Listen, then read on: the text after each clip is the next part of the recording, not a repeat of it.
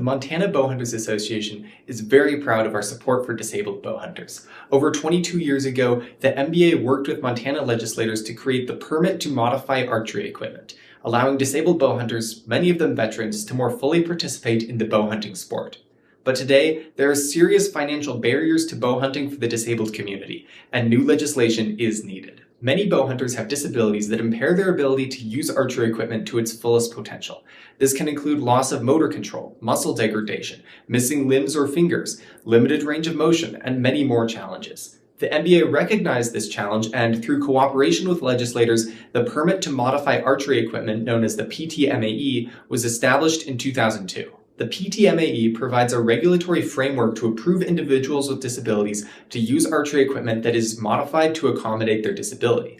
Most often that looks like draw locks, bow holds, and more advanced release mechanisms, though the details of the equipment are as varied as the needs of each hunter. But regulatory approval is only half of the puzzle. For disabled bowhunters, the larger challenge is often obtaining specialized archery equipment. That equipment often has to be custom made for each bowhunter, and expenses can range from $1,000 up to $6,000. Historically, the MBA has made efforts to defray some or all of those costs, but the funding and expertise we have used is largely based on the generous donations of time, talent, and money of a small handful of our members. A more sustainable system is needed, which is why the MBA is proposing new legislation to support disabled bowhunters. Our proposed legislation would do two things. Establish an option for anyone purchasing a bow and arrow stamp to donate to the Disabled Bowhunter Support Fund, and then distribute those funds to eligible 501c3 organizations to defray the costs of design and manufacturing of customized archery equipment for individuals with a valid PTMAE. There's a couple of advantages to this legislation that I want to highlight.